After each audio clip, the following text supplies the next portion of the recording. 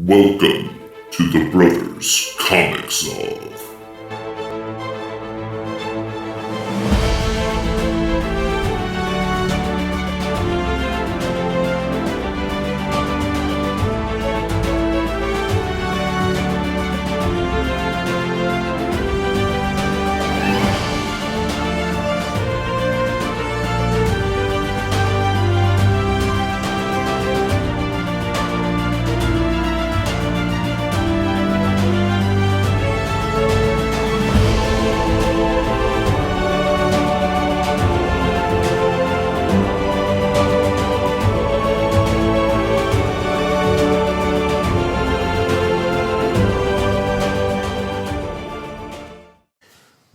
Hi everyone, Nick Rock Lobster here. Welcome to the first episode of the Brothers Comicsov, and I am here with my brother from the same mother.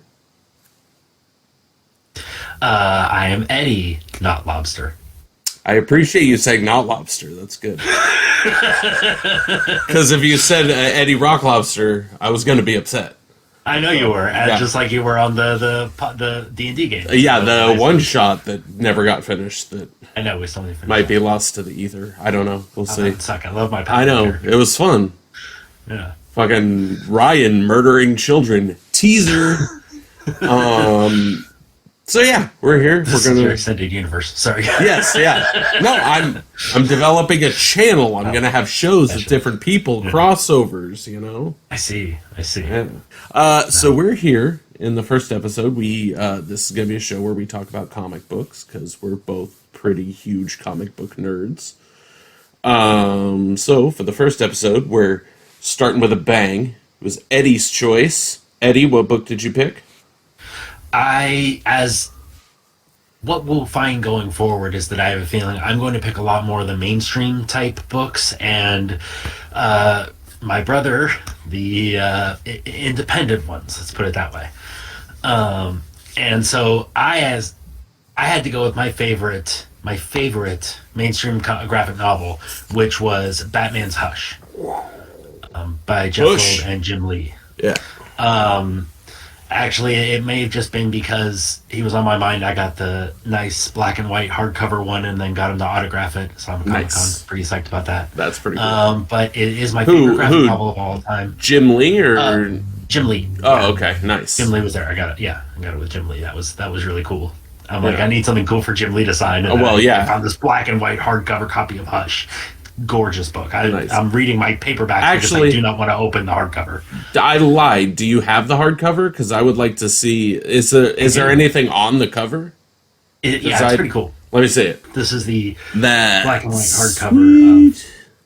I found there was one copy left at the comic stand that I was at. Of course, there's a million comic stands at Comic-Con, but with that, I'm to run around. There was one of these left, so I was pretty psyched about it. So nice. But I picked it because it is my favorite. A lot of my favorite graphic novels tend to be Batman graphic novels, despite the fact that Batman is not one of my favorite characters. Right. I'm the same way. But his rogues gallery is almost unmatched. Yeah. There's a few that I would put on par. Spider-Man's pretty cool. Yeah. The Flash, they have great rogues galleries. But Batman's has best villain of all time, anywhere of the genre. Agreed, yeah. Yeah, It has what might be my favorite villain of all time, the Riddler. And mine. And Scarecrow. The Scarecrow. No. But I love this one because, as we'll get into, if you haven't read the book and you're watching this, just be aware there's going to be spoilers. Yeah, there kind of has to be. It was great because even though he wasn't in it a ton, my boy Riddler got essentially the starring role of it. You know what I mean? Because it ends up that it was one of the most brilliant Riddler storylines I've ever read. Yeah. And it was a fascinating take on him. So, I'm not sure if I've ever read Hush before this. Really? Or if I did, I read it so long ago that I forgot everything. Yeah. And it wasn't until those last few pages that I was like, that's right. And I remember because I've read that scene where he does the Bruce and everything like that. It's like the back and forth. Yes, I've seen that before. The plot breakdown, you know what I mean? How's everything happened? I forgot what a dope Riddler scene that is, and I forgot that he played that intricate role in it, kind of behind the scenes, until I got to it on this read. Yeah, because he's just in that one scene with the garbage or the bank armored truck or whatever that he was stealing, and they specifically point out the fact that he didn't change anything. Yeah, and despite everybody else being different, it almost trashed on him a little bit, being like, you know, I almost half figured he'd retire by now because he was taken seriously. It's all pointless now. And it shows all these other ones being great. And then, of course, at the end, it turns around and it's like, no, he did it better than any of them did. Yeah, yeah. And so I thought that was a really cool reveal, and obviously one that I was especially happy about with such a big Riddler fan as I am. Right. So ultimately, yes, that's why I chose this one. It was published in, 2002 through 2003, I think? Sure. I have no idea. Yeah, I think I looked it up earlier. I think it was around there. And I didn't realize that they made a animated movie, or I did, but I forgot. They did. I know I keep being told how good all the DC animated movies are. I just haven't ever gotten into them. Yeah. But I did hear that Hush was very good, and especially since I love it so much, I really should watch it. Yeah. But I just haven't yet. There are a few like big standouts on the DC animated movies that I like. I thought Under the Red Hood was. I've heard that one was essentially good. That's the one with Jensen Ackles. Right? That might be my favorite Batman movie. Is Under the Red Hood. A lot of people said that. Fucking phenomenal. Yeah. Jensen Ackles is Red Hood, and Neil Patrick Harris is Nightwing, and John DiMaggio is the Joker. It's just nice, top notch. And I'm assuming Conroy. I think it was Conroy. Yeah. I don't know. Yeah, because I think it was in that weird time where Hamill said he was retiring, but Conroy didn't. Right. Yeah. So I think it was. And just kept doing Arkham games. Yeah. But not to go off on a DC animated tangent, but the few things I've seen that they changed from the comic to the movie, I don't get. Like in that beginning part with Croc, in the movie, it's Bane.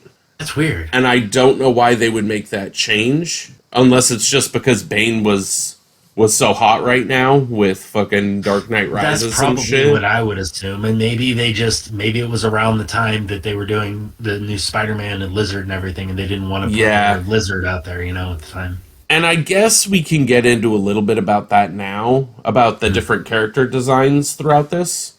Yeah. Because they're pretty traditional. There are a few different ones. The first one threw me off because the first one you see is Croc. Yeah. And he looks very different than before. And at first I'm like, I'm not sure what this art style is going for in this. I don't like this character interpretation. And then they actually blatantly say, no, he's physically mutated his body. Yeah. This is not what he typically looks like. I'm like, okay, that's cool. I get that. Yeah. But he was wearing like a white lab jacket that's in tatters. And he looked almost just like the Lizard from Spider-Man, and I didn't get that. That's probably why they wanted to avoid doing it. Right. I didn't really get that choice. I mean, Jim Lee's art is phenomenal. I mean, he's one of the best in the game. Yeah. But that design choice was kind of strange to me. But all the other character designs are great. And I think the design of Hush himself is awesome. Oh, it's fantastic. And when they did that. When Clayface poses as Jason Todd, that was a cool design too. Yeah, and when he just kind of melts away in his I thought all of that was really well executed. I liked all the character designs except maybe Croc. Admittedly, I do feel like using the Clayface thing was very much their way of getting away with certain shock moments that weren't going to stick. Mm-hmm. You know what I mean? How do we explain Tommy Elliott getting shot? Oh, it was Clay.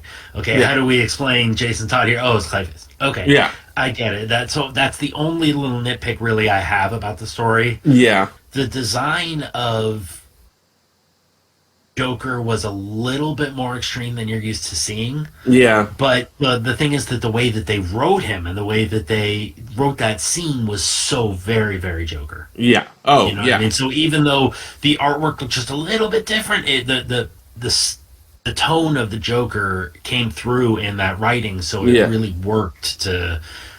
The characterization was still there. Yeah. Even if he looked a little more angular than he usually does. And he's already a very angular character. Yeah, exactly. So it's a little bit more noticeable. But I do agree with the Clayface thing, the little nitpick of that, because maybe if Clayface played a more prominent role, but he didn't. You never even saw Clayface when he wasn't somebody else. No, you didn't. So it's and not only that, but the Jason Todd thing was towards the end of the book. Yeah. So it was like, okay, wait, at the very end you're going to introduce this shapeshifter as this MacGuffin, you know what I mean? Where it's like we can just go back and say, oh, these other things? Yeah, that was just Clayface. Yeah. I was going to say MacGuffin, but it's almost even worse than a MacGuffin, because a MacGuffin you could almost use as like an ambiguous sort of thing, but Clayface was integral to the plot, but you didn't know it. And it's just, it felt kind of, not cop-outy, but a little lazy. I guess, but I also think that they justified it. Jeff Loeb probably justified it in himself because he's like, yeah, but then we get say put Clayface in this book too that has all of these cool villains used in really clever ways. Yeah. So it's like now I can use Clayface too and get away with it because it's a multi-villain book. And that was one thing I forgot going into it this time, is how many villains are in this book throughout it. Like, and then they give you that breakdown at the end. So let's see, there's Killer Croc. Yeah. Harley Quinn. Yeah. Joker. Yeah. Two-Face. Riddler. Roz. Talia. Lady Shiva. Catwoman. Poison Scarecrow, Ivy. Poison Ivy. Lex Luthor, technically. Lex Luthor, yes, that's very true.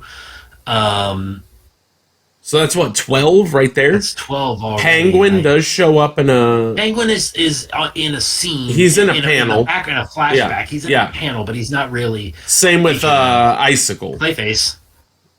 Yeah, Clayface.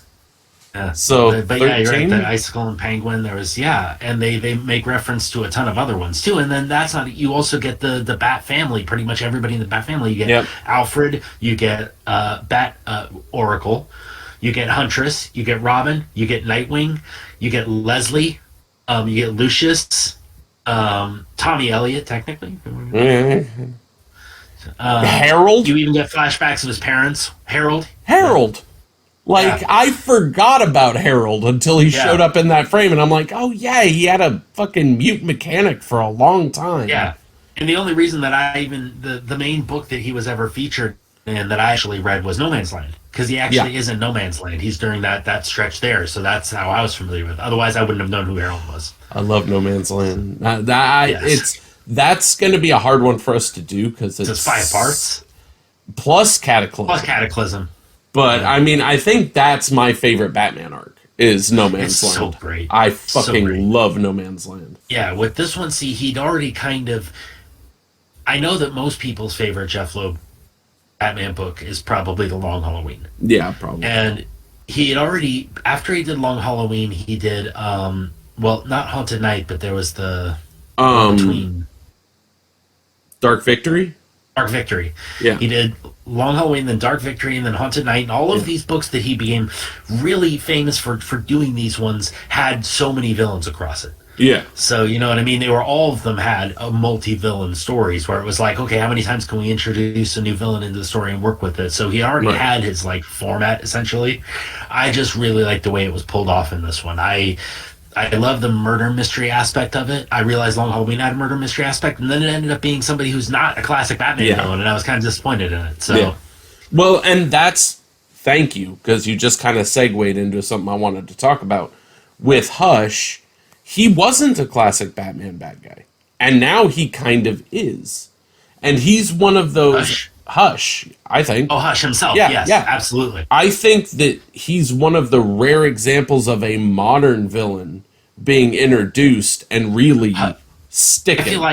I feel like Hush, there's a couple others that have been introduced in recent years. The most notable ones, I guess you could say, would be the Court of Owls.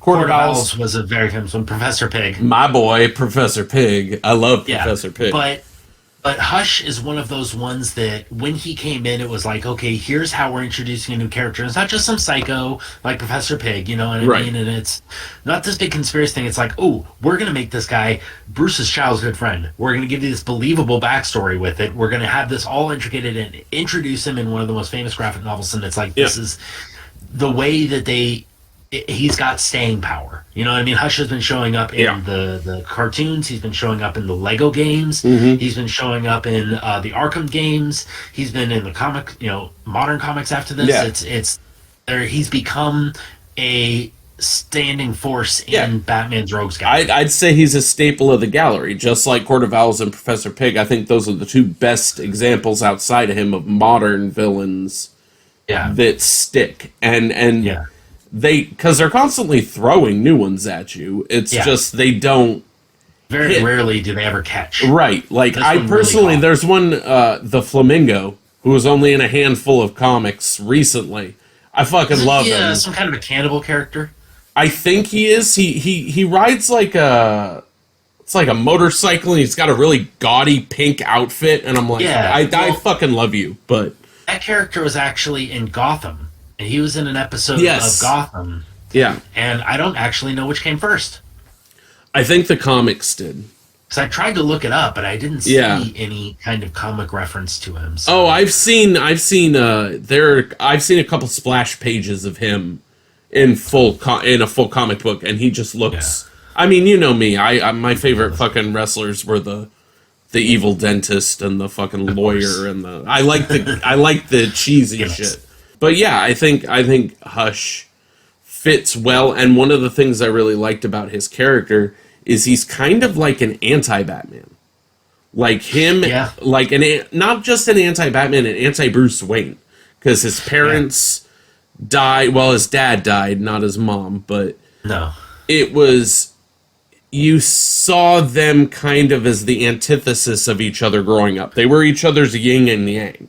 Yeah, and not only that, but if you think about it, Batman more or less has a big rule when it comes to him, and that is no guns. Yeah. Which is exactly what Hush's weapon is. Right. Hush's That's his weapon of choice. Are guns, and it's the one weapon Batman won't use. Right. Yeah. So you're right in the antithesis of it. I like that and plus neither of them have superpowers. Right. They're just, trained to that physical peak or whatever. Yeah. They're super smart. They're physically in shape. As we saw, he's one of the only people who knows Bruce Wayne is Batman. Yeah. I do think that later they turned around and made it so that Riddler forgot. I think I vaguely remember that too. Yeah, they did something involving his brain tumor or whatever, his cancer, and they caused him to forget. It caused him to forget. I think Hush still knows though. Yeah. I don't think that's changed. I don't think it will. Because that's kind of a huge part of his character. The Bruce Wayne is I mean, you thought Harvey Dent was tied to Bruce Wayne before, you know what I mean? Because they were buds. But no, this is somebody who's even more tied to Bruce Wayne than Harvey was. Yeah. So. And they kept kind of like, for a good portion of the book, they're kind of trying to lead you to think that it's Harvey. Yeah. And because Harvey even shows up. And they do a lot of fake outs. They do a lot of fake outs with the bandages because they take off the bandage the first time and it's Harvey. Takes him off the second time and it's Jason. It's, you know what I mean? So it's like, they then take you out a lot. At the end, the bandages don't come off. Yeah. He never unmasks him. I mean, it is Tommy Elliott, but he never unmasks him, which is funny because they psyched you out twice just to have him not get unmasked at the end. Yeah. I thought that was kind of cool. I guess when it comes to, talking about the art style, there's not much to say. It's Jim Lee, man. It's Jim Lee. You know what I mean? It's you were talking about Long Halloween. Colors. Yeah. You were talking about Long Halloween and Dark Victory and all that. Tim Sale, because Jeff Loeb is kind of known as being, it's Jeff Loeb and Tim Sale, because those are the books that kind of took off.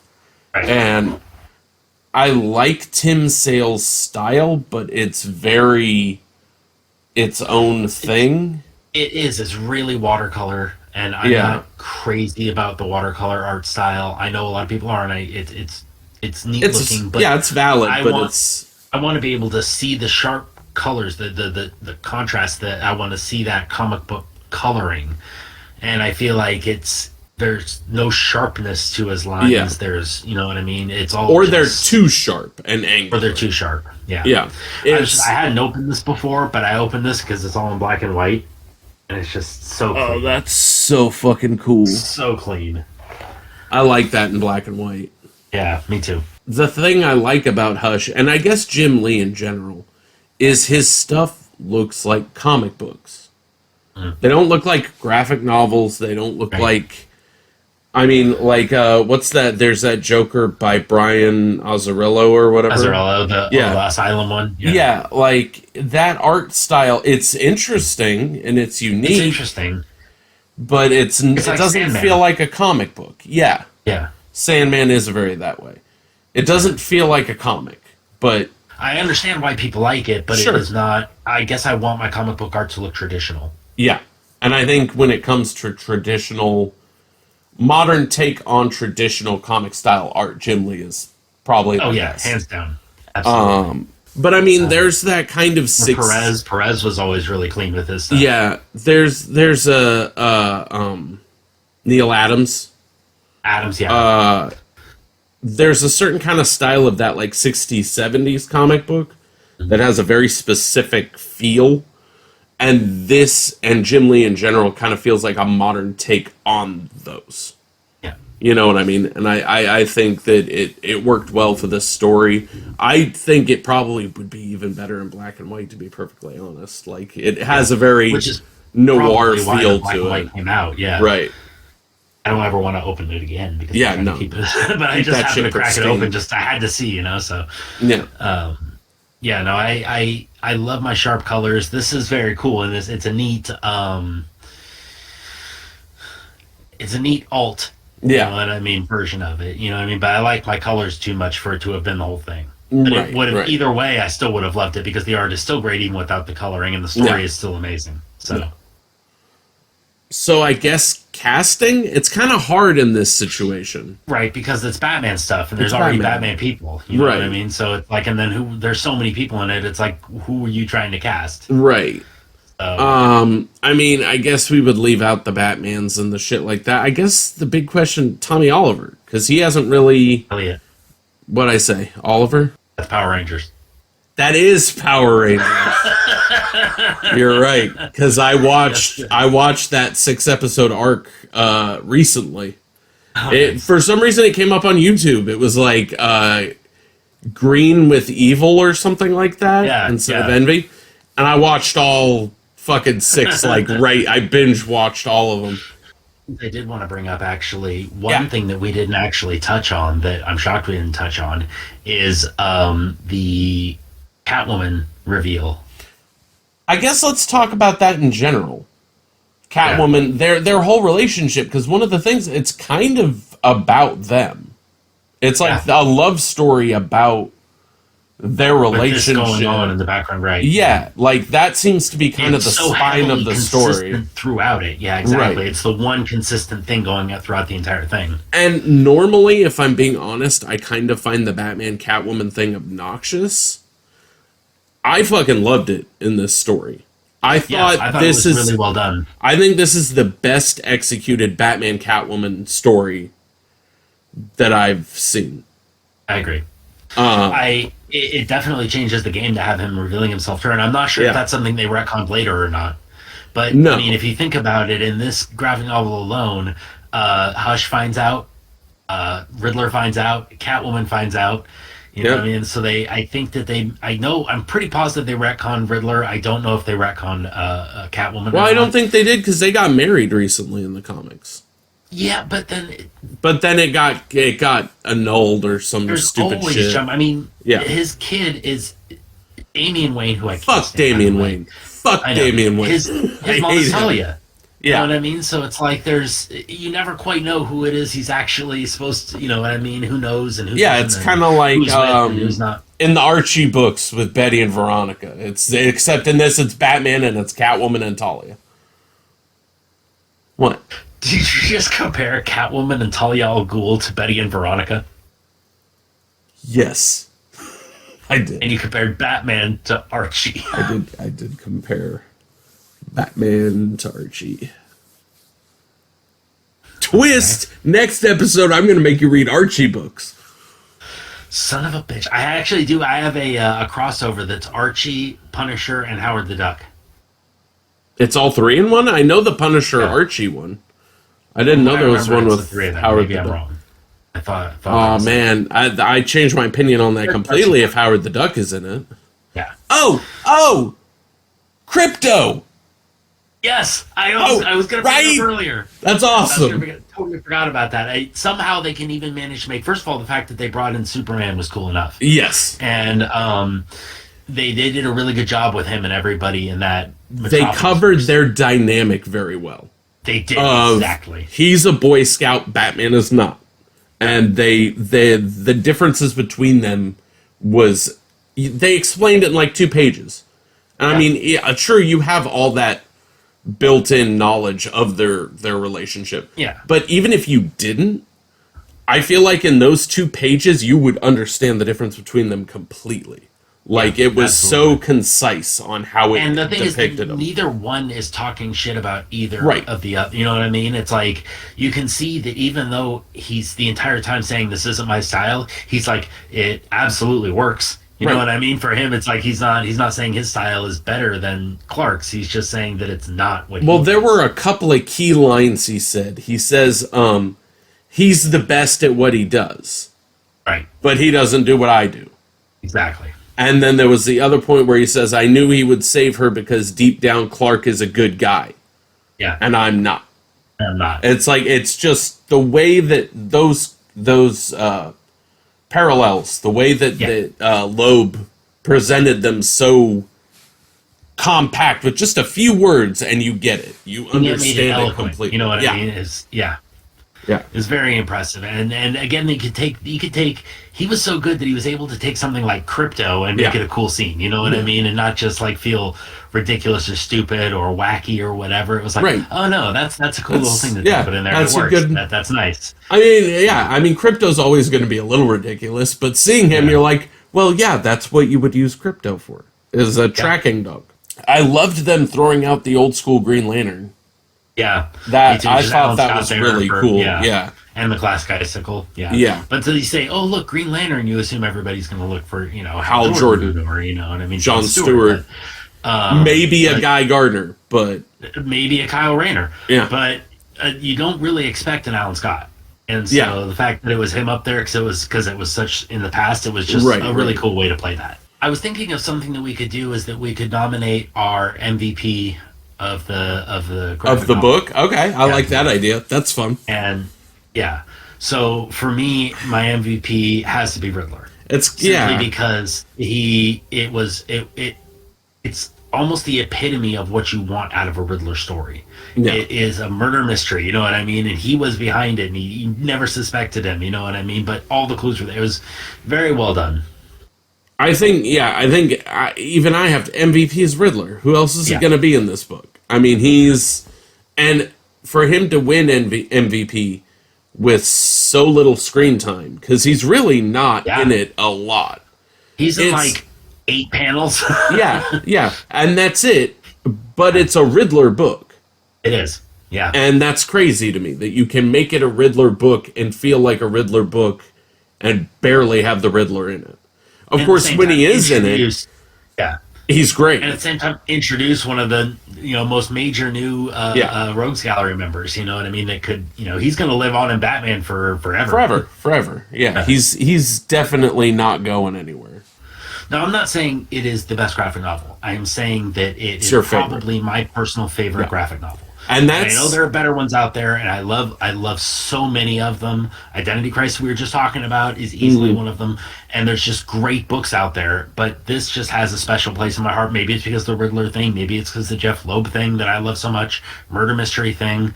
So we will discuss better books or whatever. But when it comes to the mainstream things, I'll be picking. But I just picked this one first, just because it's like it's one of those personal favorites, right?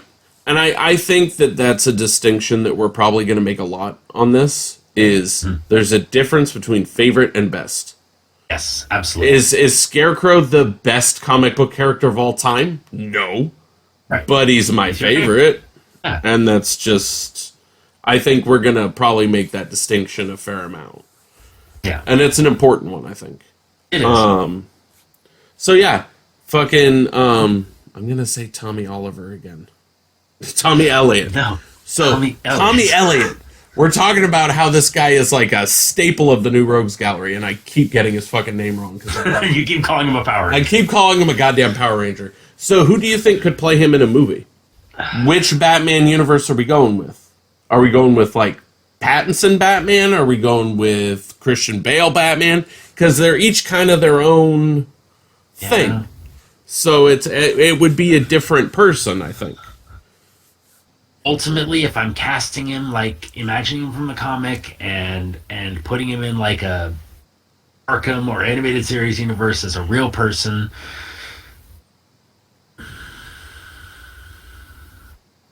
it's so tough because I picture him kind of Norman Osborn-y, but buffer. Right, exactly. So my knee jerk is, I go like Willem Dafoe. But I don't think he's big enough.